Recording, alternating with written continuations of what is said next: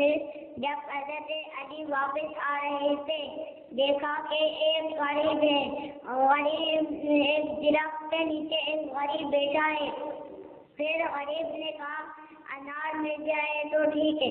پھر حضرت علی نے اس کو آدھا انار دیا۔ حضرت علی نے فرمایا کہ میرے گھر میں بھی ایک غریب ہے، اس کو مجھے آدھا انار دینا ہے، تلوار سے۔ پھر اس غریب نے کہا میں 3 دن کا بھوکا ہوں۔ پھر حضرت علی نے پورا انار دے دیا۔ پھر اس وقت جب واپس آ رہے تھے حضرت علی غمگین تھے۔ حضرت فاطمہ الزہرا سلام اللہ علیہا نے فرمایا یا علی اب کیوں غمگین ہے؟ پھر حضرت علی نے کہا کہ اس قلعے میں راستے میں نے غریب دیکھا تھا، اس کو میں نے آدھا انار دیا، اس نے کہا میں 3 دن کا بھوکا ہوں، پھر میں نے اس کو پورا انار دے دیا۔ پھر حضرت فاطمہ الزہرا سلام اللہ علیہا نے فرمایا کہ شکر الحمدللہ۔ پھر خدا نے فرشتوں سے جنت کے میوے بھیجے، تلوار بھیجے۔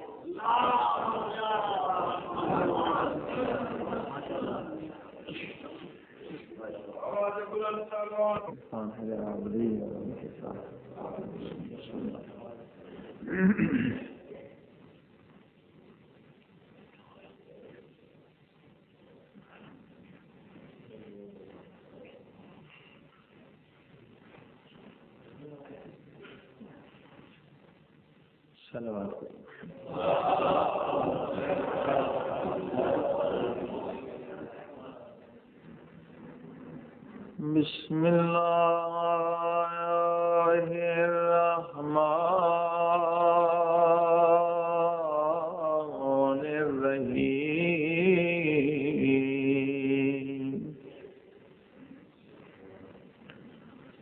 الحمد للہ رب العالمین۔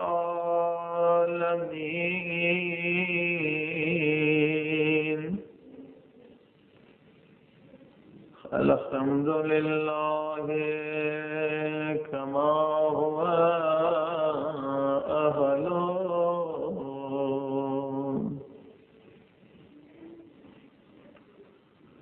والصلاة والسلام على سید المرسلین وخاتم النبیین ابی القاسم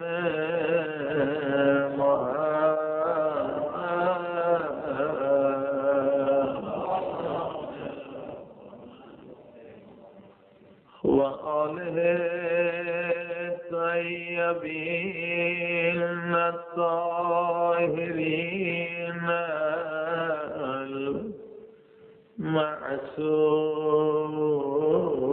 المعصومین سرکار محمد اللہ علیہ وسلم۔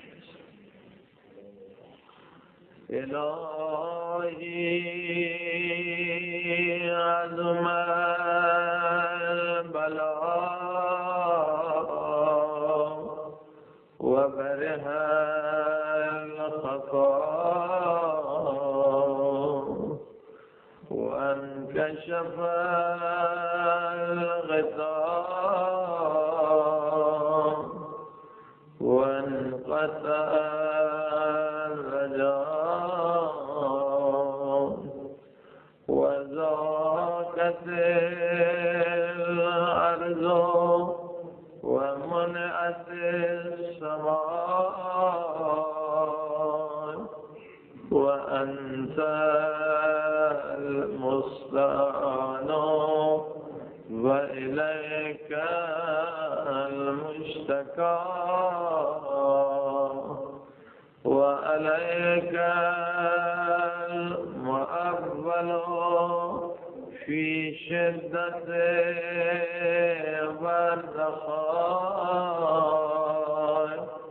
اللهم صل على محمد وآل محمد أولي الأمر الذين فرضت علينا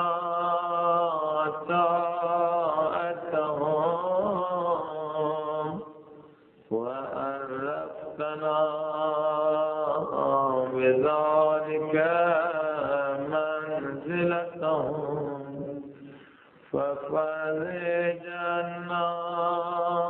بحقهم فرجا عاجلا قريبا كلمح البصر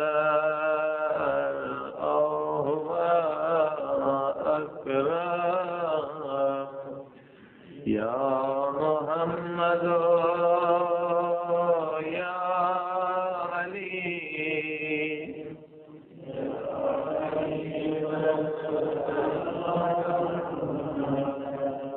يا محمد يا علي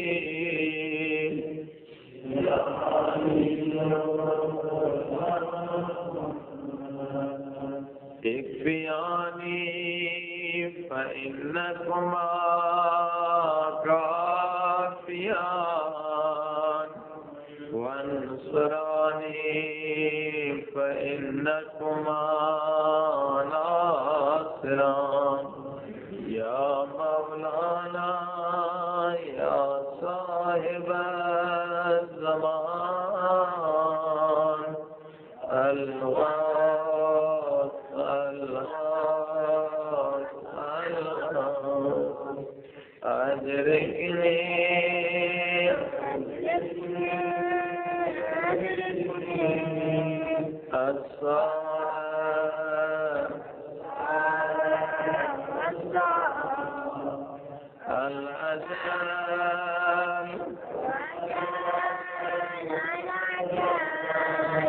يا أرحم الراحمين بحق محمد وآله الطاهرين سلام.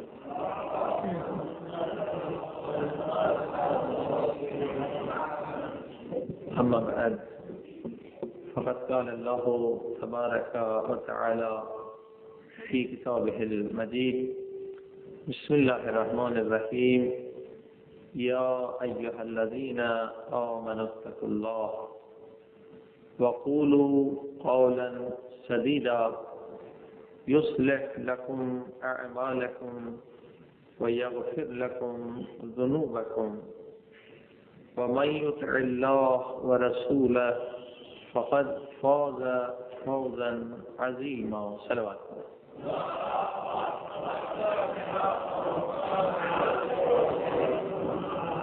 معزز سامعین، اللہ سبحانہ وتعالی نے اپنی نورانی کتاب میں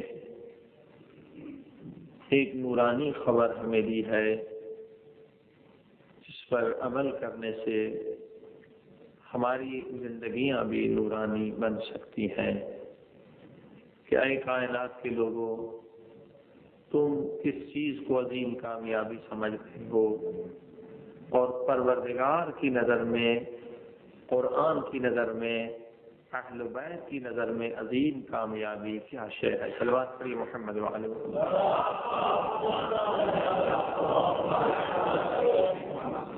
لہذا فرمایا تقوی پہلی شرط ہے انسان کے کامیاب ہونے کے لیے. وہ کامیابی نہیں ہے جس کام میں تقوی نہ ہو. چاہے ظاہراً اچھی لگ رہی ہو کوئی چیز، اس میں کامیابی بھی نظر آ رہی ہو، لیکن بغیر تقوی کے کوئی زندگی کا کام اگر انسان انجام دے رہا ہے تو اس میں حقیقی کامیابی نہیں ہے، بلکہ انسان کے لیے ناکامی اور نامرادی ہے، پروردگار کی ذات سے خیانت ہے. صلوات پڑھیے محمد والی.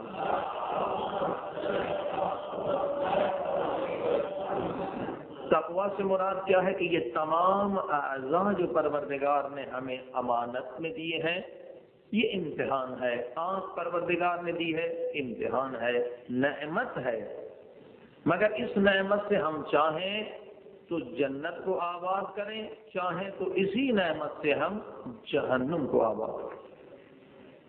یعنی یہی آنکھ جو ہے جنت کا دروازہ بھی ہے اور جہنم کا دروازہ بھی۔ تمام نعمات پروردگار اسی طرح سے ہے۔ مثلا زبان اللہ کی اس قدر بڑی نعمت ہے، اگر زبان نہ ہوتی تو ہمارا کیا حال ہوتا۔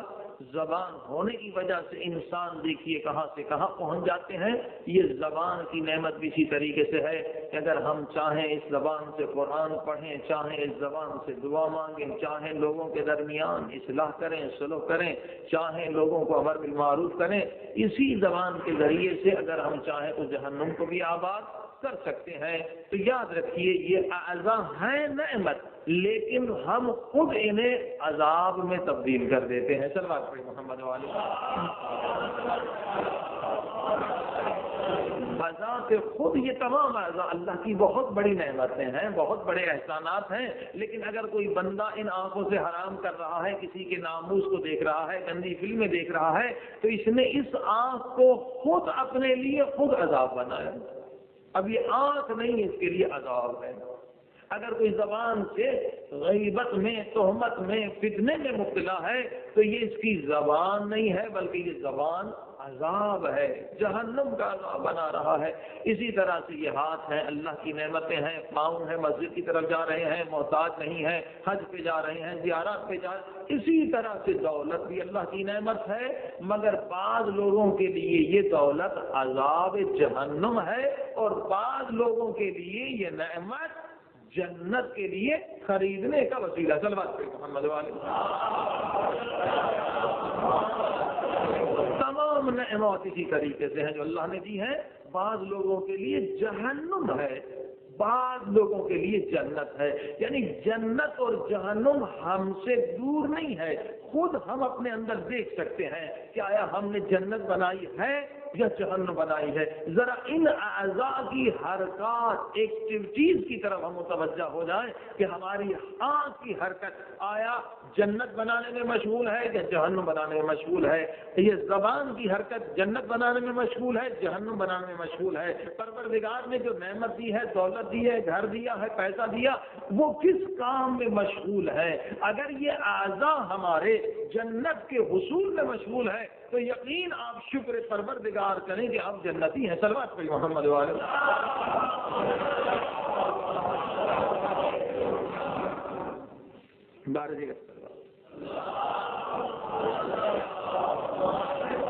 اگر یہ اعضاء جہنم کو حاصل کرنے میں مشغول ہے تو ہمیں کوشش کرنی چاہیے کہ ہم جہنم سے آزاد ہو جائیں۔ خلصنا من النار یا رب صرف زبان سے کہنا نہیں ہے کہ دعائے جوش کبیر ہم نے 3 مرتبہ پڑھ لیا، 100 مرتبہ کا خلصنا من النار یا رب، اب ہم جہنم سے آزاد ہو گئے۔ زبان سے جس طرح سے ہم نے 100 مرتبہ 300 مرتبہ کہا، تو اب عملاً بھی، اپنے کردار سے بھی، اپنے اعضاء کی حرکات سے بھی ہم یہی جملہ کہتے رہیں کہ خلصنا من النار یا رب۔ یہ سبق ہم نے یہی سیکھا رمضان میں کہ ہماری آنکھ بھی کہے کہ خلصنا من النار یا رب۔ یعنی اگر یہ آنکھ حرام کی طرف نہیں دیکھ رہی ہے رمضان کے بعد تو یقیناً اس آنکھ نے دعائے جوشن کبیر شب قدر سے بہترین درس لیا۔ اگر زبان غیبت نہیں کر رہی تو یہ زبان اب عملاً کہہ رہی ہے کہ خلصنا من النار یا رب۔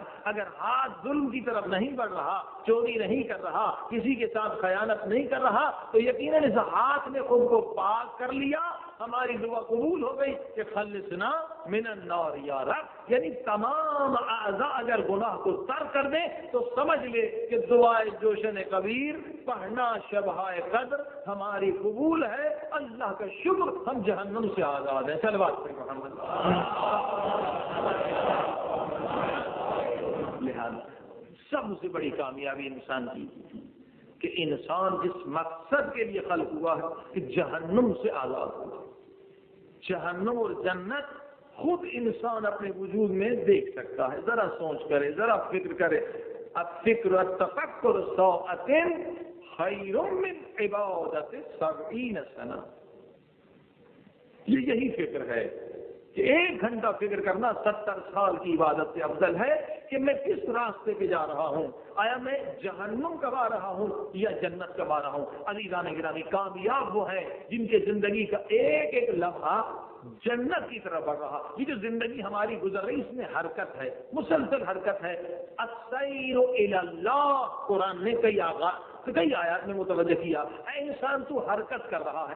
2 طرح کی حرکت ہے، یا انسان السیر الی اللہ، اللہ کی طرف حرکت کر رہا ہے، یا السیر الی جہنم یا الی الشیطان، یا انسان کہاں جا رہا ہے، سفر کر رہا ہے کہاں، جہنم کی طرف یا جنت کی طرف یا شیطان کی طرف یا اللہ کی طرف۔ اور یہ اسی لیے معصوم نے فرمایا کہ دن گزرنے سے پہلے حساب کرو کہ آج تمہارا سفر کس طرف زیادہ رہا، اللہ کی طرف سیر کرتے رہے یا شیطان و جہنم کی طرف۔ صلوات کریں محمد والے۔ لہذا کامیاب وہ لوگ ہیں جو ایک ایک سانس لے رہے ہیں اللہ کے قریب جا رہے ہیں، جنت کے قریب جا رہے ہیں، اور بدبخت ناکام و نامراد وہ ہیں کہ ان کے تمام اعمال انہیں اللہ سے دور کر رہے ہیں اور جہنم کی طرف لے جا رہے ہیں۔ صلوات کریں۔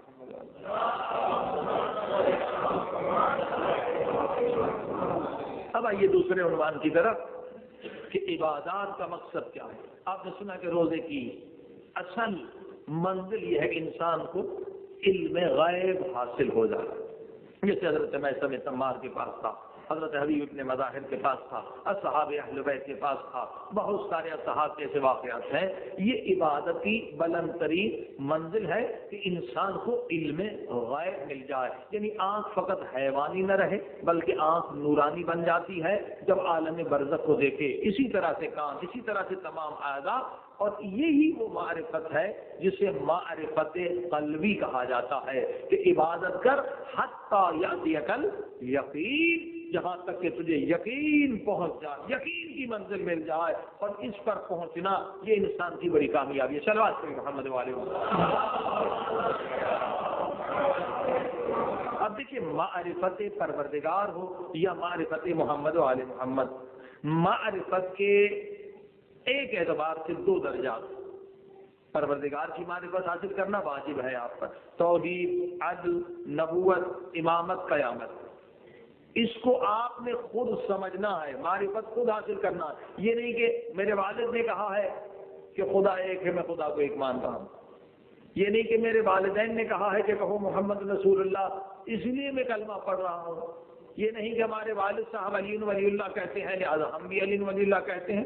عزیزان گرامی، نہیں، یہ توحید و عدل و نبوت و امامت و قیامت کے لیے واجب ہے کہ انسان خود محنت کرے، کوشش کرے کہ ان چیزوں کو سمجھے اور خود محنت کے ذریعے سے، علم کے ذریعے سے، عقل کے ذریعے سے انہیں حاصل کرے اور اسے یقین ہو۔ یقین علمی کی بات ہے، یعنی علمی اعتبار سے یقین ہو توحید پر، عدل پر، نبوت پر، قیامت پر، یہ آپ نے خود کرنا ہے۔ تقلید اصول دین میں حرام ہے، فروع دین میں واجب ہے، کیونکہ ہر ایک آدمی کے پاس وقت نہیں کہ مجتہد ہو، آیت اللہ بنے، لہذا تقلید وہاں پر صحیح ہے بلکہ واجب ہے، لیکن توحید، عدل، نبوت، امامت، قیامت، ان اصول دین میں تقلید حرام ہے۔ آپ نے خود دلائل کے ساتھ سمجھنا ہے کہ لا الہ الا اللہ کیا ہے، تاکہ خود بھی شک نہ رہے اور دوسرے کو بھی سمجھا سکے۔ سر بات کریں محمد والی۔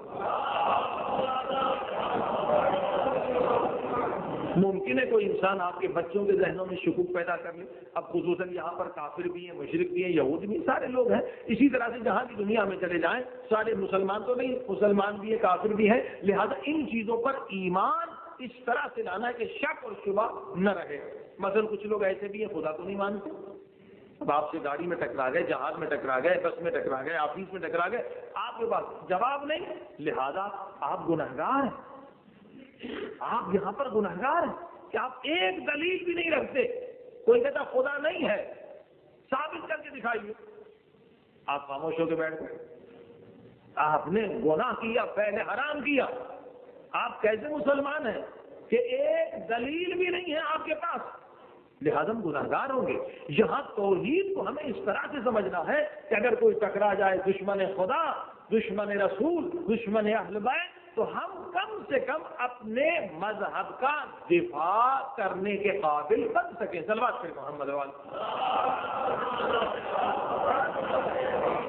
یہ علم حاصل کرنا واجب ہے، واجب. یاد کرنا بھی واجب ہے ان چیزوں کو.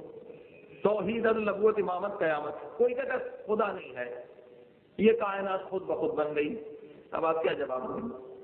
خدا کو نہیں مانتا، کہتا بس بھائی یہ کائنات خود بخود بن گئی. اب یہاں پر قرآن کی آیت نہیں پڑھ سکتے، وہ قرآن کو مانتا نہیں. آپ حدیث بھی نہیں پڑھ سکتے، وہ حدیث کو کہاں مانتا؟ خدا کو نہیں مانتا تو نبی کو کہاں مانے گا؟ جب نبی کو نہیں مانتا تو حدیث کو کہتے. سلوات نہیں. یہاں نہ قرآن کے ذریعے سے دلیل دے سکتے ہیں، نہ حدیث کے ذریعے سے، نہ امام کے فرمان سے. یہاں دلیل جو آپ دیں گے عقلی دلیل دیں گے، عقلی. کیونکہ قرآن کہہ رہا ہے کہ دین اسلام عین عقل، عین فطرت ہے، کوئی الگ چیز نہیں ہے. لہذا یہاں دلیل عقلی آپ دیں گے کہ کافر بھی قبول کر لے، غیر مسلمان بھی، ہندو بھی، ہر ایک قبول کر لے. خدا کو نہیں مانتا، کہتا ہے کیا ثابت کر کے دکھاؤ. ہم خدا کو نہیں مانتا، کوئی خود بخود دنیا وجود میں ہے. اب عقلی دلیل مثلا ہم نے کہا بھائی ٹھیک ہے تو خدا کو نہیں مانتا، دنیا کیسے بنی ہے؟ کہا خود بخود وجود میں آ گئی. ٹھیک. ہم نے کہا بھائی یہ آپ کی جو ہاتھ میں گھڑی ہے یہ دکھائیے گا کہاں کی بنی ہوئی ہے، کس نے بنائی ہے؟ کہا جناب یہ جاپان میں بنی ہے یا انگلینڈ میں بنی ہے یا کسی ملک میں. کہا نہیں بھائی ہم کہتے ہیں کہ یہ گھڑی جو آپ کی خود بخود بن گئی ہے. آئے آپ قبول کر لیں گے؟ یہ چھوٹی سی گھڑی جو آپ نے ہاتھ میں باندھ رکھی ہے ہم کہتے ہیں یہ خود بخود بن گئی ہے، آپ قبول کریں گے؟ فوراً انکار کرے گا نہیں جناب یہ گھڑی خود بخود نہیں بن سکتی. کوئی انسان عقل مند دنیا کا یہ کہہ سکتا ہے چھوٹی سی گھڑی واچ خود بخود بن گئی ہے؟ کوئی عقل مند یہ نہیں مان سکتا جس کا نظام بہت ہی مختصر، بہت سیدھا سادہ ہے، جس کے چند پرزے ہیں. کوئی عقل مند یہ نہیں مان سکتا کہ یہ چھوٹی سی گھڑی خود بخود وجود میں آ گئی ہے. تو اتنی بڑی کائنات جس کا نظام بلین ملین اس سے بھی زیادہ عجیب و غریب ہے، جس میں نہ جانے کتنے نظام ہے، شمسی ہے، تو کیسے ممکن ہے کہ اتنی بڑی کائنات خود بخود وجود میں آ جائے؟ چل بات محمد. مثلا یہ ایک بہت ہی آسان دلیل. چلیے بھائی اب اور آگے بڑھیے. وہ کہتا نہیں ٹھیک ہے اب یہاں تو شکل کھا جائے گا، لیکن اور بھی ان کے پاس دلیل ہیں جو خدا کو نہیں مانتے، ادھر ادھر دلیلیں جمع کرتے. وہ کہتے ہیں جناب ایک بہت بڑا دھماکہ ہوا، کوئی سائنس کی تھیوری. اب سائنس کی ہزار ساری تھیوری ہیں، ایک سائنسدان نے دی دوسرے نے رد کر دی. تھیوری کی حقیقت نہیں ہوتی جب تک کہ پریکٹیکل نہ ہو. تھیوری ایک نظریہ، بہت سارے نظریے. کہا بھائی وہ بہت بڑا بگ بینگ تھیوری، ایک بہت بڑا دھماکہ ہوا اور کائنات وجود میں آ گئی. جو خدا کو نہیں مانتے تو وہ کوئی نظریہ بنائیں گے کہ بھائی جب خدا کو نہیں مانتے دنیا بنی کیسے، کائنات وجود میں کیسے آ گئے. انہوں نے نظریہ بنا کے بہت بڑا دھماکہ ہوا اور کائنات وجود میں آ گئے. اب اسی تھیوری میں جو ہے وہ پھنس جاتے ہیں، اسی میں کمزور ہو جاتے ہیں کہ دھماکہ خود بخود نہیں ہوتا، دھماکہ ہونے کے لیے کوئی دھماکہ کرنے والا ہونا ضروری ہے. تو بات کوئی محمد والا خود بخود دھماکہ تو نہیں ہوتا. خود جو ان کی تھیوری ہے اس میں بہت بڑا نظریہ ہے کہ دھماکہ اگر ہو اور کائنات وجود میں آئے تو پہلے تو یہ بتائیں دھماکہ کس نے کیا اور کس شے سے دھماکہ ہوا. دھماکہ کس نے کیا اور کس شے سے دھماکہ ہوا، اور جو شے دھماکے سے، دھماکہ جس شے کی وجہ سے ہوا اس شے کو کس نے خلق کیا. صلوات پڑھیے محمد والے محمد. یعنی عقل کے ذریعے سے آپ اگر ان سے بات کریں تو یہ کہیں بھاگ نہیں سکتے. کہاں بھاگیں گے یہ خدا کے منکرین؟ کس کا سہارا لیں گے؟ اب یہاں بھی پھنس گئے کہ دھماکے والی بات بھی غلط ہے. دھماکے کے لیے دھماکہ ہونے والا ضروری ہے، اور جس شے سے دھماکہ ہوا وہ کس نے بنائی ہے. اب وہ کہتے بھائی یہ کائنات مادے سے بنی ہے. اب اور تیسری ان کی بات سن لیں. تیسرا بہانہ کیا ہے؟ میٹر، لکڑی مادہ ہے، مٹی مادہ ہے. یہ ساری کائنات کس سے بنی ہے؟ کہنے لگے مادے سے بنی. کائنات کس سے بنی؟ مادے سے. مادہ یعنی مٹی وغیرہ. اچھی بات ہے. اب مادے سے اگر یہ تسلیم کر لیا جائے کہ کائنات بنی ہے مادے سے، تو اب سوال یہ پیدا ہوتا ہے کہ مادے کے اندر، میٹر کے اندر عقل ہے، شعور ہے؟ نہیں. مادہ صاحب عقل نہیں ہے، مادے کے اندر شعور نہیں ہے، ٹھیک؟ اب انسان صاحب عقل ہے، انسان صاحب شعور ہے، یہ خدا کے منکرین کہتے کائنات مادے سے بنی ہے، جبکہ مادے کے اندر عقل بھی نہیں شعور بھی نہیں، تو جس کے پاس عقل بھی نہیں شعور بھی نہیں، وہ اس کا خالق کیسے ہو سکتا ہے جو انسان صاحب عقل اور شعور ہے؟ صلوات کریم محمد علیہ یہ تو بالکل بت پرستوں والی بات ہی ہے کہ انہوں نے مادے کے بت بنائے اور انہیں خالق ماننے لگے۔ بھائی وہ بت جو ہے یہ مٹی کے بت، یہ مادہ یہ خود اپنے نفع اور نقصان کا مالک نہیں ہے، مادہ خود اپنے نفع نقصان کا مالک نہیں ہے، صاحب عقل بھی نہیں ہے، صاحب شعور بھی نہیں ہے۔ اور جب آپ کہتے ہیں کہ کائنات مادے سے بنی ہے، کہ پوری کائنات کو بنانے کے لیے کس چیز کی ضرورت ہے؟ سب سے پہلے تو علم کی ضرورت ہے، عقل کی ضرورت ہے، اور طاقت اور قدرت کی ضرورت ہے، جبکہ مادے کے اندر یہ تینوں چیزیں موجود نہیں ہیں۔ مادہ نہ عقل رکھتا ہے، نہ علم رکھتا ہے، اور نہ طاقت رکھتا ہے۔ کیوں؟ اس لیے کہ سائنسدان خود کہتے ہیں کہ مادہ جو ہے بدلتا رہتا ہے، ایک حالت سے دوسری حالت میں بدلتا رہتا ہے۔ مثلا یہ مادی چیز ہے ممبر، 1000 سال کے بعد ایسا نہیں ہوگا۔ یہ کپڑا ہم نے پہن رکھا ہے مادہ ہے، 100 سال کے بعد یہ ختم ہو جائے گا، گل جائے گا۔ اسی طرح سے آپ دیکھیے بلڈنگیں، اسی طرح سے ہمارے گھر، اسی طرح سے گاڑیاں، جتنی مادی اشیاء ہیں ان میں تغیرات ہے، تبدلات ہیں، چینجز آ رہی ہیں۔ ایک حالت میں کوئی مادی شے باقی نہیں ہے، وقت کے ساتھ زمانے کے ساتھ ان میں تبدیلیاں آتی جاتی ہیں۔ عزیزان گرامی، ہم کہتے کائنات کا خالق خدا ہے، وحدہ لا شریک ہے، وہ کہتے مادہ ہے۔ چل بات کوئی محمد والے محمد، جبکہ مادے کے اندر ابھی آپ نے سنا عقل نہیں ہے، شعور نہیں ہے، اور اسی طرح سے مادے کے اندر علم نہیں ہے۔ خالق کے لیے ضروری ہے کہ وہ علم رکھتا ہو۔ ان اللہ علی کل شیء قدیر، خالق کے لیے ضروری ہے کہ ہر چیز پر اختیار رکھتا ہو، قدرت رکھتا ہو۔ مادہ تو اس قدر کمزور ہے کہ وہ خود کو ایک حالت میں باقی نہیں رکھ سکتا، تو کائنات کو کیسے باقی رکھے گا؟ صلوات پڑھی محمد والے۔ مادہ خود ایک حالت میں خود کو قائم نہیں رکھ سکتا۔ انشاءاللہ دیگر دلائل کل عرض کیے جائیں گے کہ یہ تینوں جو ان کے اعتراضات تھے ان کے آپ نے جوابات سن لیے کہ مادے کے پاس علم نہیں، پوری کائنات کو خلق کرنے والا بغیر علم کے کائنات کو خلق نہیں کر سکتا۔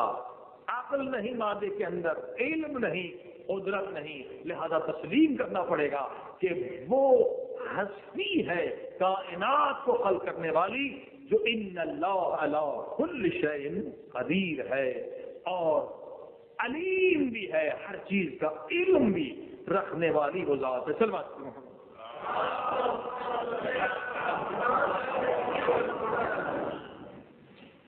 بارگی کرتے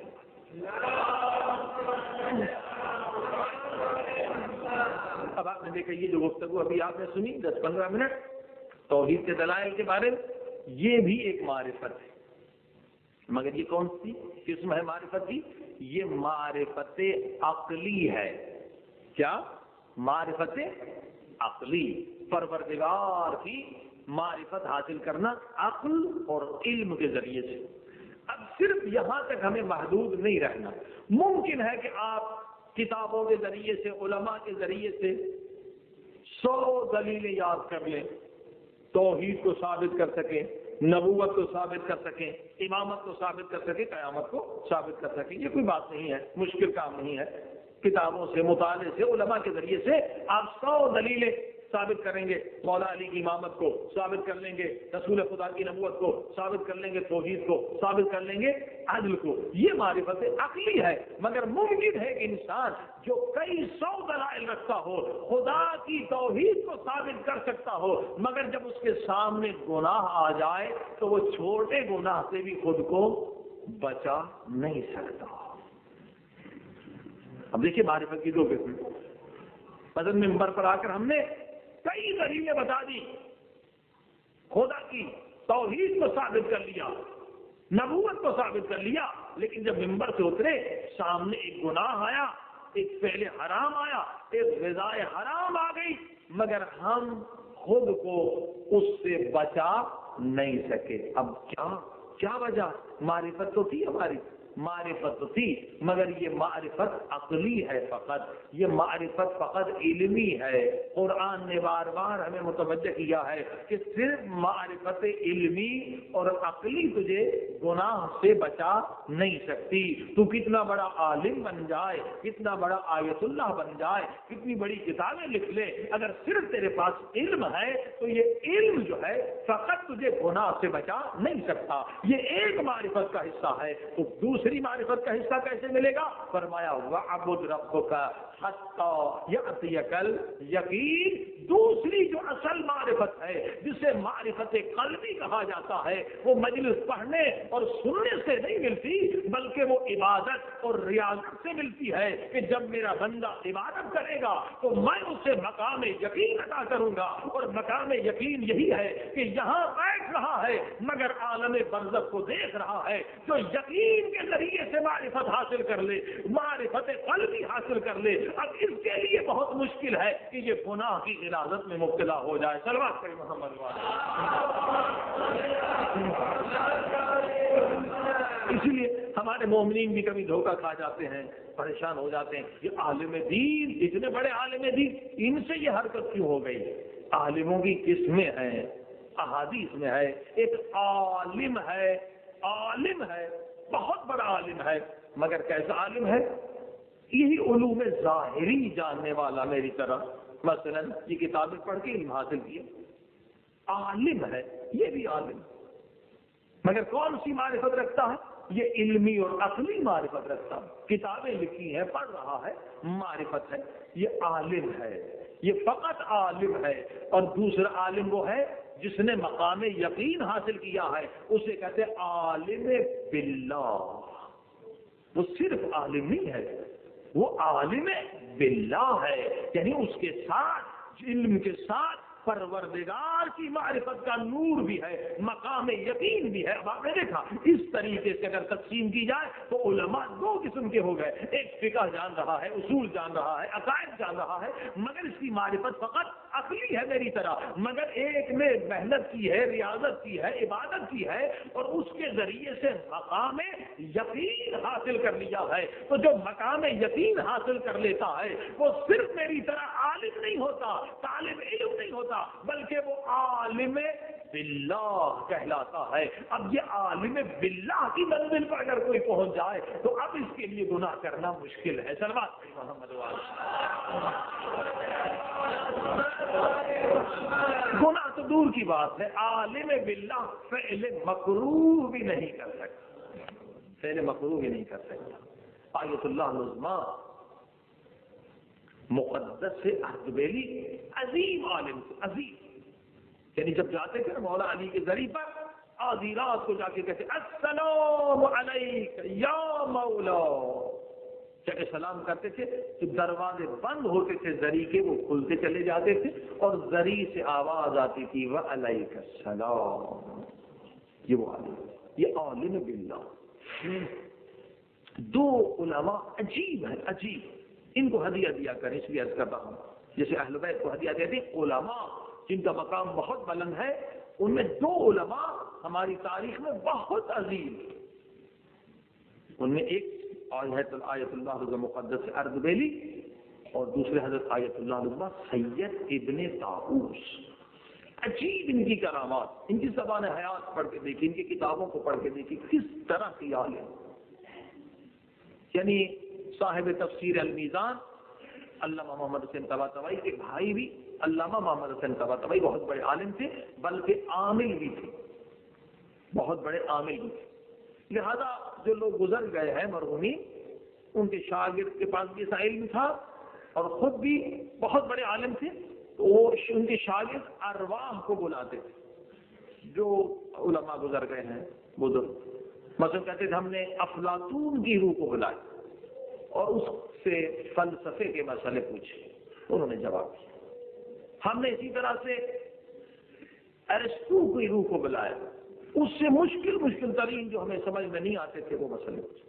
तो इस तरह से हमारा सिलसिला था कि जो बहुत बड़े बड़े बुजुर्ग फलसफी गुजरे, आलिम गुजरे, हम उनकी अरवाह से राब्ता करते थे और वो हमें कुछ चीजें बता देते थे। ये फरमाते हैं अल्लामा मोहम्मद हसन तबतबाई कि हमने कोशिश की कई बार कि हजरत आयतुल्लाह अल-इमाम मुक़द्दस अर्दबैली की रूह से राब्ता करें। सब जितने बुजुर्ग उलमा गुजरे उनकी अरवाह से राब्ता हमने कर लिया, जवाब भी मिल गया। लेकिन हम फेल रहे दो उलमा के बारे में, एक सैयद इब्ने ताऊस रहमतुल्लाह अलैह और दूसरा हजरत मुक़द्दस अर्दबैली।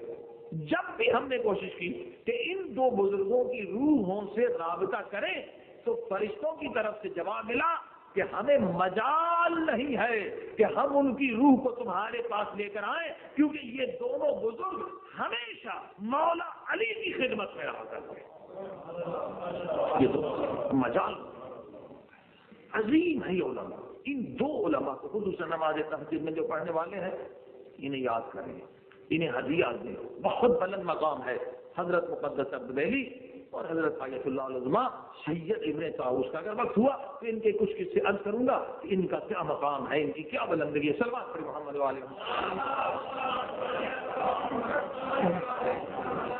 बार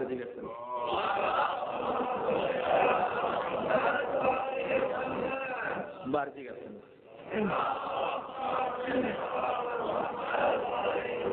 हजरत आयतुल्लाह अल-उज़्मा सैयद इब्ने ताऊस का फकत एक वाक़या सुन लें। ये वो वाहिद आलिम है तारीख में कुल्लन, शायद कोई ऐसी मिसाल ना हो।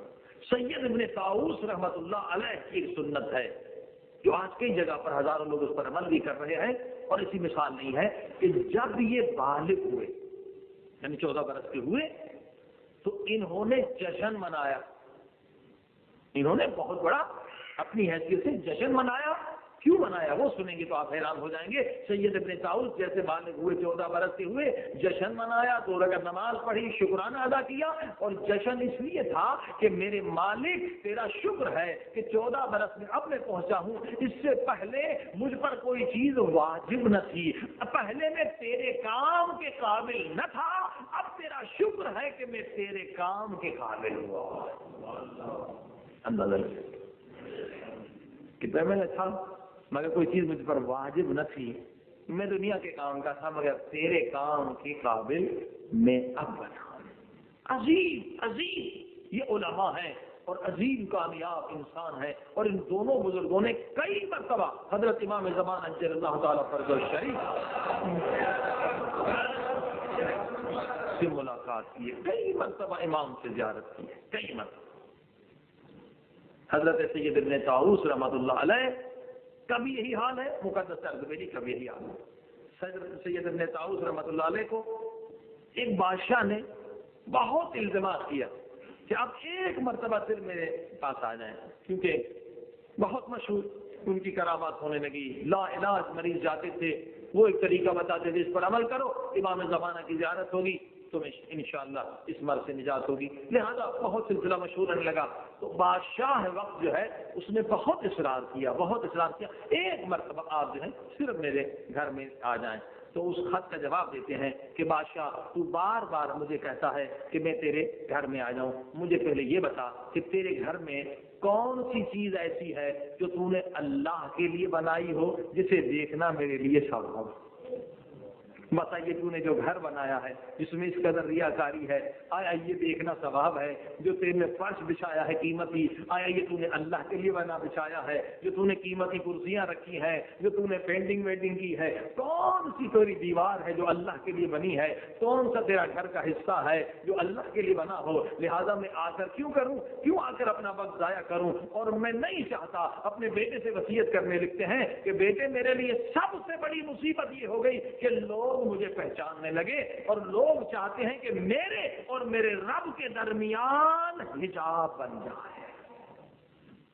میرے لیے سب سے بڑی مصیبت یہ ہو گئی کہ لوگوں کو میری کرامات کا پتہ چل گیا، لوگ مجھے جاننے لگے، اب لوگ یہ چاہتے ہیں کہ میرے اور میرے رب کے درمیان رکاوٹ بن جائے، لہذا مجھے میرے رب سے جدا کرنا چاہتے ہیں۔ میں نہیں چاہتا ایک لمحہ بھی میں اپنے رب سے، اپنے مالک سے، اپنے خالق سے غافل رہوں۔ صلوات پڑھیں محمد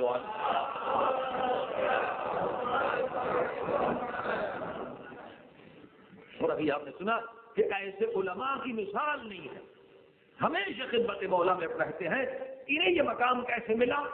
جو گزشتہ مجالس کو آپ نے سنا 19، 21، 23 تک جو بحث رہی کہ خود کو خدا کے حضور میں سمجھو، یہی چیز جو ہم سن رہے ہیں مگر عمل نہیں کر رہے، پڑھ رہے ہیں مگر عمل نہیں کر رہے۔ انہیں عمل کرنے کی وجہ سے یہ مقام ملا کہ ایک لمحے کے لیے بھی خود کو غافل نہیں سمجھتے تھے، ہر وقت ہر جگہ پر یہی تصور تھا کہ خدا مجھے دیکھ رہا ہے۔ حضرت آیت اللہ العظمیٰ مقدس ارض ویلی کے لیے لکھتے ہیں کہ کہتے 40 سال، آخری زندگی کے 40 سال انہوں نے گناہ تو چھوڑیے کوئی کام مکروہ بھی نہیں کیا، مکروہ بھی چھوڑیے کوئی کام مباح یعنی جو جائز ہے کام مباح بھی نہیں کیا۔ ہر کام کرنے سے پہلے سوچتے تھے یہ واجب ہے یا مستحب ہے، اگر واجب ہوتا تھا تو کرتے تھے یا مستحب ہوتا تھا تو کرتے تھے۔ 40 سال مباح کام، مثلا آپ سڑک پہ جا رہے ہیں، کوئی بات نہیں، سڑک پہ گھومنا مباح نہیں، سڑک پہ بھی جاتے تھے تو فی سبیل اللہ، کسی کو ہدایت کرنے کے لیے، کسی کی مدد کرنے کے لیے مباح کام بھی نہیں کیا۔ 40 سال اگر کام کیا تو یا واجب کیا یا مستحب کیا، اور کہتے ہیں 40 سال ان کی یہ حالت رہی کہ کبھی ان کی آواز بلند نہیں ہوئی، نوکر کے سامنے آواز بلند نہیں ہوئی، بچوں کے سامنے جسے ہم غصے میں آ جاتے ہیں ڈانٹ سے دبڑتے ہیں، غصے میں آتے آواز بلند ہوتی ہے، کبھی گھر میں بیوی کے سامنے، نوکر کے سامنے، کسی کے سامنے، شاگرد کے سامنے کبھی ان کی آواز بھی بلند نہیں ہوئی۔ اور جب ان سے پوچھا گیا وہ کہنے لگے میں کیسے آواز بلند کروں، کیونکہ میں خدا کی دربار میں ہوں، اگر آواز بلند کر لوں تو یہ رب کے سامنے بے ادبی ہو جائے گی، بے ادبی۔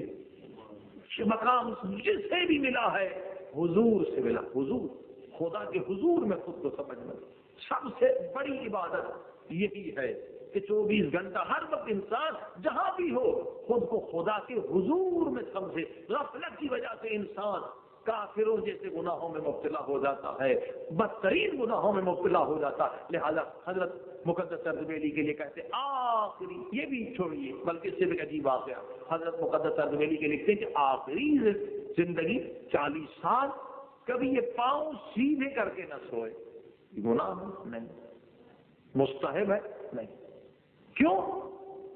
خود ان کی کیفیت ایسی ہو گئی تھی، اس قدر بدل گئے تھے، منقلب ہو گئے تھے، اس قدر عشق خدا میں ڈوب گئے تھے، عشق اہل بیت میں ڈوب گئے تھے۔ حالانکہ پاؤں سیدھا کرنا، سونا کوئی گناہ نہیں، کچھ بھی نہیں ہے، مگر وہ کیا وجہ تھی؟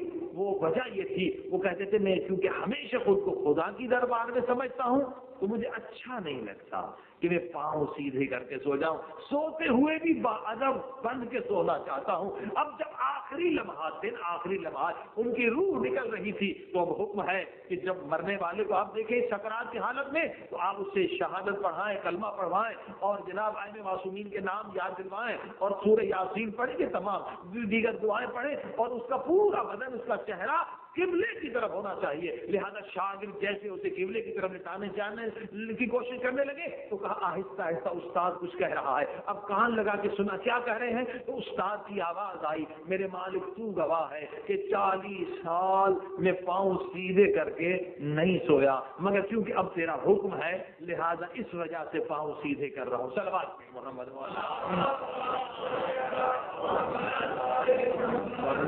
اگر حضور کی حالت پیدا ہو جائے کہ انسان ہمیشہ خود کو خدا کے حضور میں سمجھے، اہل بیت کے حضور میں سمجھے، میں نے عرض کیا گناہ دور کی بات ہے، انسان فعل مکروہ بھی نہیں کر سکتا۔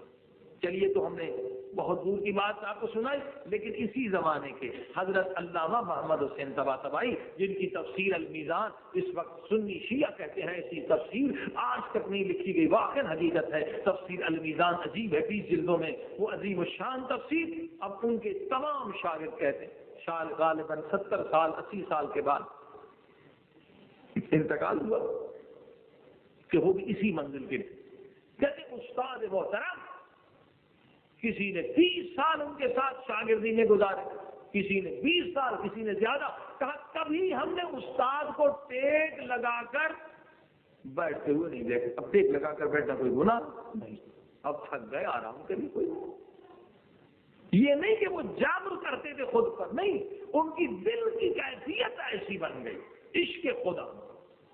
کہا جب بھی ہم نے دیکھا کہ استاد ایسے بیٹھے ہوئے ہیں گویا کسی کے سامنے، کسی کے حضور میں، کسی کی بارگاہ میں، کسی کی دربار میں انتہائی کا ادب بیٹھے، اور یہی وہ حضور ہے۔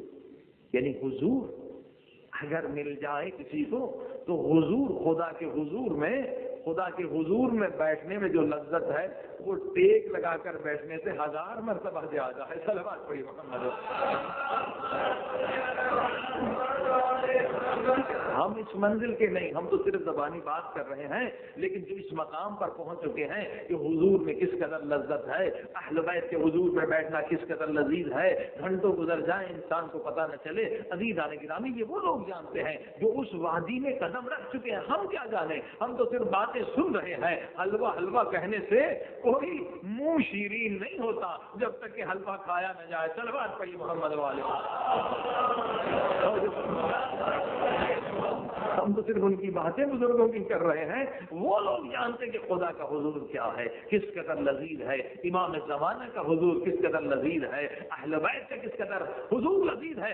آپ کو ایک حدیث سنا دوں تاکہ آپ کو پتا چلے کہ حضور کی لذت کیا ہے۔ رسول خدا سرکار حضرت محمد مصطفیٰ صلی اللہ علیہ وآلہ وسلم ارواحنا لہ الفداء، ارواحنا لہ الفداء، یہ فرماتے ہیں، اللہ اکبر، کیا نورانی حدیث ہے۔ فرماتے جنت میں جو سب سے بلند ترین درجہ ہوگا نا، اس میں کچھ ایسے بھی اللہ کے نیک بندے ہوں گے کہ حوریں شکایت کریں گی، پروردگار تو نے اس بندے کے لیے ہمیں خلق کیا ہے، مگر یہ جب سے جنت میں آیا ہے اس نے ایک نگاہ اٹھا کر مجھے نہیں دیکھا، یہ کیسا بندہ۔ اسی طرح سے دیگر جو بھی جنت کی چیزیں ہیں، جو نعمتیں ہیں، جو لذتیں ہیں، وہ سب شکایت، کیونکہ جنت کی ہر چیز بولے گی۔ درخت کو آپ توڑنا چاہیں گے سیب بھی بولے گا، یعنی جنت اس طرح کی نہیں ہے جہاں کی یہاں مردہ چیزیں ہیں، وہاں ہر چیز میں کلام ہوگا، کچھ سلسلے اور ہوں گے، یہاں کی لذتیں کچھ بھی نہیں ہے۔ امام فرماتے ایک ذرہ اور 1,00,000 کا فرق ہے، لذتیں بہت زیادہ ہیں۔ تو آپ نے دیکھا یہاں کی لذتیں کچھ بھی نہیں ہے، وہاں یعنی حور، جو حور کے لیے حدیث میں ہے کہ حور کا حسن اس قدر زیادہ، اس قدر نور زیادہ ہے کہ ایک تجلی اگر دنیا میں پڑ جائے دنیا کے لوگ دیکھ نہیں سکیں گے، بے ہوش ہو جائیں گے۔ وہ حور جو نور سے خلق ہوئی ہے، جو امام حسین کے نور سے خلق ہوئی ہے، وہ حوریں شکایت کریں گی، پروردگار یہ کیسا بندہ ہے، تو نے ہمیں اس کی خدمت کے لیے خلق کیا ہے، یہ جب سے جنت میں آیا ہے اس نے ایک مرتبہ ہمیں اٹھا کر، نگاہ اٹھا کر نہیں دیکھا، نہ جانے یہ کیا کس چیز میں مشغول ہے۔ پروردگار کی آواز آئے گی، اے حورو، اے جنت کی لذتوں، اس بندے کو چھوڑ دو، یہ بندہ تمہارا نہیں میرا عاشق ہے، یہ تمہارا، اس نے کوئی وحدت جنت کی لالچ میں تھوڑی کی تھی، یہ میرا عاشق ہے، اس کا مقام بلند ہے۔ اب آپ نے دیکھا یہ ہے حضور، یعنی حضور پروردگار حور کی لذت سے بھی بلند ہے۔ صلوات پڑھیے محمد والے۔ حور و جنات کی لذتوں سے بلند ہے، اور ہیں کچھ اللہ کے بندے کہ دنیا میں خدا نے انہیں یہ مقام عطا کیا ہے جو ہمارے تصور سے بلند ہے، تصور سے بلند ہے، لیکن یہ مقامات انسانوں کے لیے، فرشتوں کے لیے نہیں ہے۔ عزیزان گرامی، کوشش کریں خدا کی رحمت میں نا امید نہ رہیں، چیزیں کہ ہم ان مقامات کے قابل نہیں، مگر یہ تو کہہ سکتے ہیں اللہم فعل بنا ما انت اہل وَلَا تَفْعَلْ بِنَا مَا نَحْنُ أَهْلُ، پروردگار ہم سے وہ معاملہ نہ کر جس کے ہم اہل ہیں، ہم ان مقامات کے اہل نہیں، ہم کہاں یہ مقامات کہاں، مگر تیری رحمت میں امیدوار ہے کہ ہم سے ویسا معاملہ کر جس کا تو اہل ہے۔ صلوات محمد۔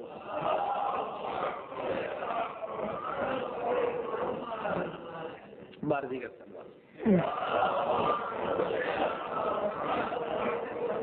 آئیے مل کر دعا کریں کہ خدا اس مہینے میں کم سے کم ہمارے سارے گناہوں کو بخش دے. اور اس کے بعد یہ دریا ہے، سمندر ہے، پروردگار کی عطا میں کوئی کمی نہیں ہے.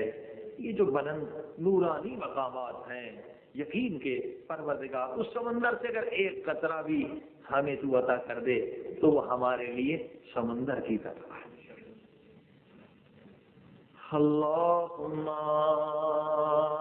صلی علی محمد وآل محمد. اللہم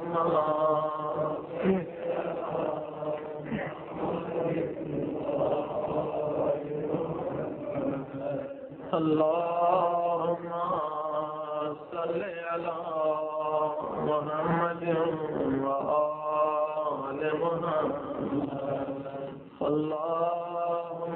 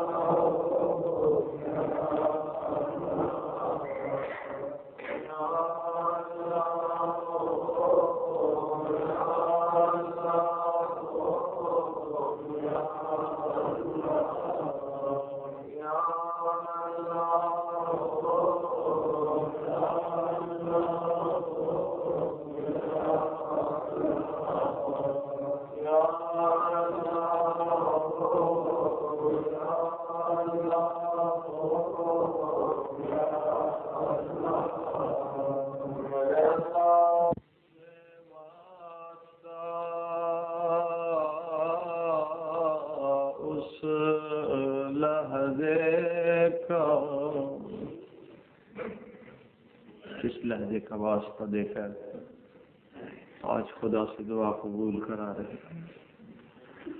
پروردگار تجھے واسطہ اس لمحے کا جب میرے مولا حسین نے گھوڑے سے اتر کے عباس کا کٹا ہوا بازو اٹھایا اور رو کے فرمایا عباس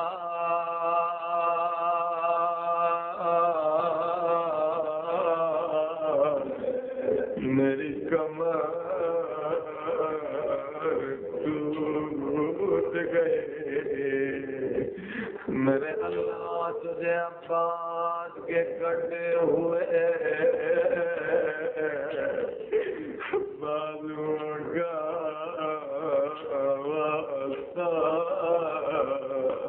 یہ ہمارے گنہگار ہاتھ جو دعا کے لیے اٹھتے ہیں انہیں خالی نہ لوٹا. سب مل کے کہیے یا اللہ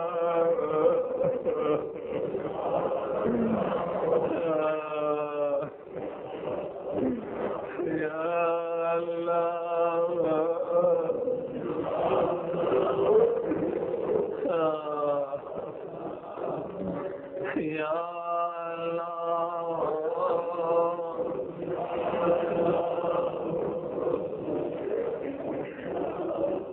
یا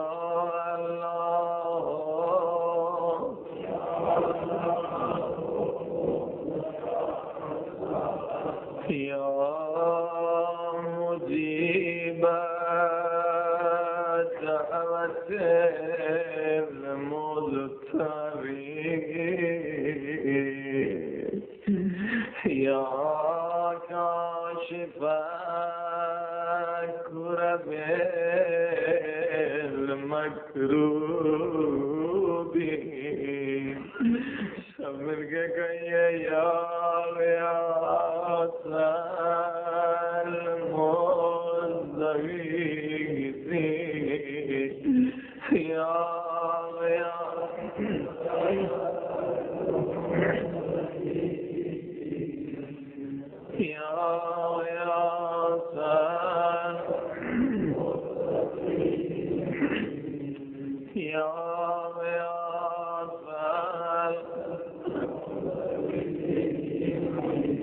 یعنی فریاد کرنے والوں کی فریاد سننے والے میرے اللہ خیادارو جب عباس کا علم کبھی دائیں جھکا کبھی بائیں زینب کی آواز آئی حسین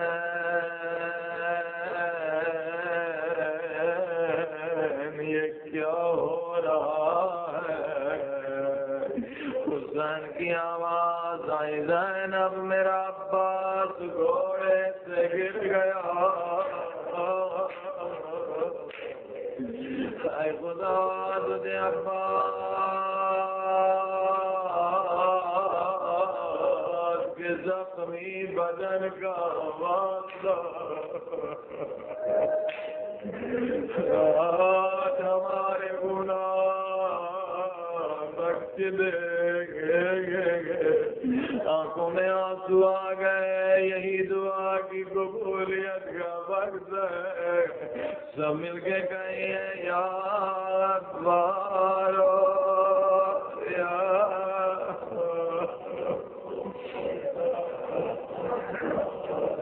یا غفار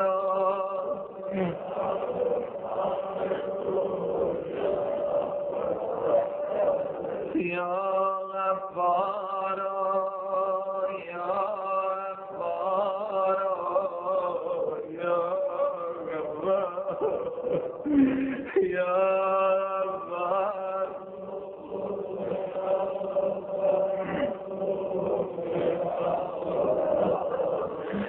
عزیزو سننا چاہیں گے وہ کس قدر غفار ہے غفار یعنی بخشنے والا سنیے گناہگار نے توبہ کی جیسے ہم شبۂ قدر توبہ کر چکے ہیں مگر اس گناہگار نے پھر جا کے گناہ کیے توبہ کو توڑ دیا یا اللہ ہم نے جو ان شبوں میں توبہ کی ہے خدا میں توبہ پر قائم رہنے کی توفیق دے اس گناہگار نے پھر توبہ کی پھر توبہ توڑ دی ہاں پھر توبہ کی پھر توبہ توڑ دی 10-12 مرتبہ توبہ کر چکا ایک کوئی گناہ کو یاد کر کے رو چکا مگر شیطان نے پھر اسے گناہ کی غلاظت ایسے کر کے دکھائی کہ دھوکے میں آ گیا گناہ میں مبتلا ہو گیا یہ 10-12 مرتبہ توبہ کو توڑنے والا اب بوڑھا ہو گیا اب اذان کام کرنا چھوڑ دیا گناہ کرنے کی طاقت نہ رہی اب موت بھی قریب ہے قبر بھی قریب ہے اب یہ چاہتا تھا کہ پھر توبہ کروں ان گناہوں کو قبر میں ساتھ نہ لے جاؤں مگر اسے شرم آتی تھی کس منہ سے توبہ کروں میرے خدا نے مجھے بخش دیا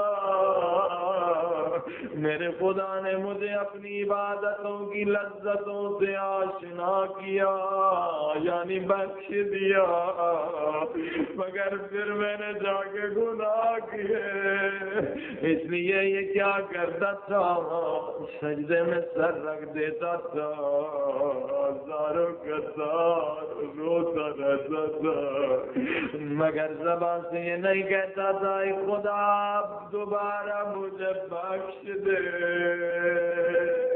اسے شرم آتی تھی میں کیسے پھر خدا سے توبہ طلب کروں، مگر رو کے کہتا تھا کاش مجھے موت آ جاتی، میں توبہ کو نہ چھوڑتا۔ ہر نماز کے بعد آدھا گھنٹہ کبھی 1 گھنٹہ سجدے میں جا کے بس روتا تھا۔ یزید و یہ رونا بڑی نعمت ہے۔ کسی نے خوب کہا چشم گریان، چشم فیض خدا، یعنی رونے والی آنکھ اللہ کے فیض کا چشمہ ہے۔ جنہیں رونا نہیں آتا وہ دعا کرے اے خدا وہ آنکھ دے، جو گناہوں پہ روتی رہے، پروردگار وہ آنکھیں دے جو حسین کے غم میں روتی رہے۔ ہاں یہ آنکھ نہیں یہ جنت کا دروازہ ہے، یہ آنسو نہیں یہ آب کوثر ہے، یا اللہ۔ بس یہ روتا رہتا تھا ہر نماز کے بعد سجدے میں، اور سجدے میں رونا کیا فضیلت ہے، کیا عظمت ہے۔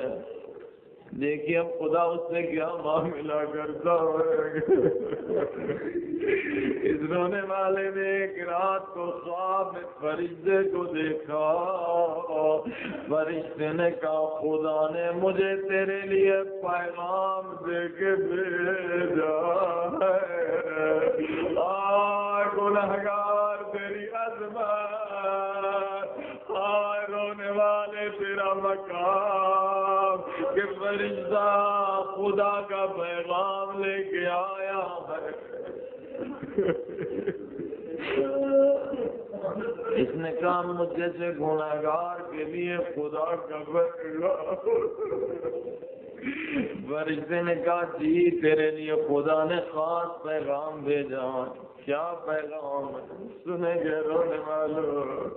فرشتے نے کہا تیرے رب نے کہا سجدے میں رو تو رہے ہو مگر توبہ کیوں نہیں مانگتے؟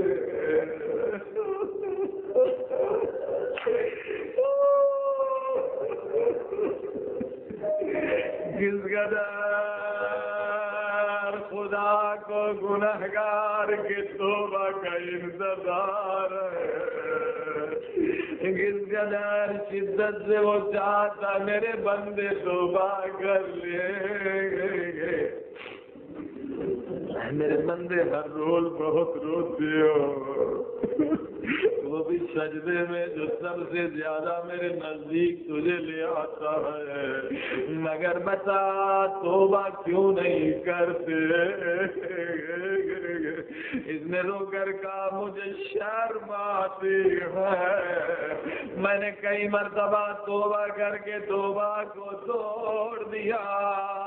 سنیے جواب پروردگار کا، فرشتے نے کہا تیرے رب نے کہا اگر 100 بار بھی توبہ توڑی ہے تو آ جا، اگر 1000 بار بھی توبہ توڑی ہے آ جا، میں نے توبہ کا دروازہ تیرے لیے بند کب کیا ہے؟ سب مل کے کہیے یا غفار،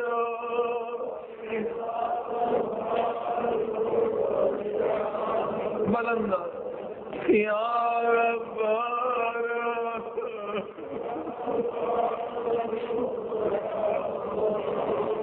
یا غفار،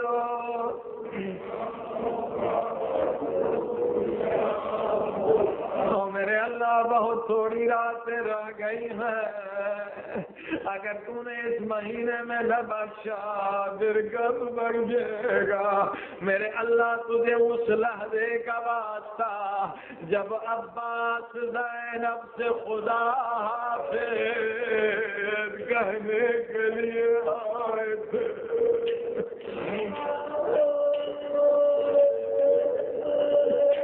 کس قدر درد بھرا منظر تھا۔ عباس نے کہا خدا حافظ، اے دختر زہرا میرا آخری سلام۔ زینب نے فرمایا عباس میں تجھے روکتی نہیں مگر میری ایک بات سنتا جا، میں کوفے میں تھی، بابا علی کی حکومت تھی، بابا ایک دن مسجد سے آئے مگر دارو قطار رو رہے تھے، کبھی میرے ہاتھ چوم کے روتے تھے، کبھی میرے بالوں چوم کے روتے تھے، کبھی میرے سر کے بوسے لے کے روتے۔ میں نے کہا بابا رونے کا سبب دو، بابا بہت رو رہے۔ بابا نے کہا زینب ایک منظر دیکھ رہا ہوں، مستقبل کو دیکھ رہا ہوں، زینب یہی کوفہ ہوگا اور تیرے ہاتھوں میں رسیاں پہنائی جائیں گی، یہی کوفہ ہوگا، تیرے سر سے چادر اتاری جائے گی۔ جناب زینب فرماتی ہیں عباس میں نے بابا سے کہا بابا آپ جو کہتے ہیں حق ہے سچ، مگر بابا میرا فقط ایک سوال، بابا میرا فقط ایک سوال، کہو بیٹا زینب کیا سوال؟ زینب نے کہا بابا جس بہن کا ایک بھائی بھی ہوتا ہے دنیا میں اس کا کوئی نام نہیں لیتا، بابا اللہ نے مجھے 18 بھائی عطا کیے ہیں، بابا اللہ نے مجھے عباس جیسا حسین جیسا بھائی عطا کیا ہے۔ بابا نے رو کر کہا زینب سنو، نہ عباس رہیں گے نہ حسین، زینب نہ عباس رہیں گے نہ حسین۔ اب زینب نے کیا فرمایا؟ عباس سے خدا حافظ کس طرح سے کہا؟ فرمایا خدا حافظ عباس، میں سمجھ گئی ہوں میرے رسیاں پہننے کا وقت قریب آ گیا، میرے چادر کے چھیننے کا وقت قریب آ گیا۔ حضرت کو تجھے زینب و عباس کا واسطہ میرے اللہ جس مجلس سے کوئی خالی نہ جا، ہم سب کے گناہ بخش دے میرے اللہ، سب مل کے کہیے یا غفار یا غفار یا غفار یا غفار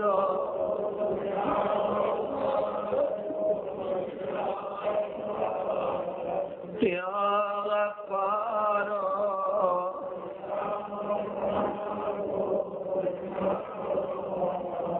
یا غفار۔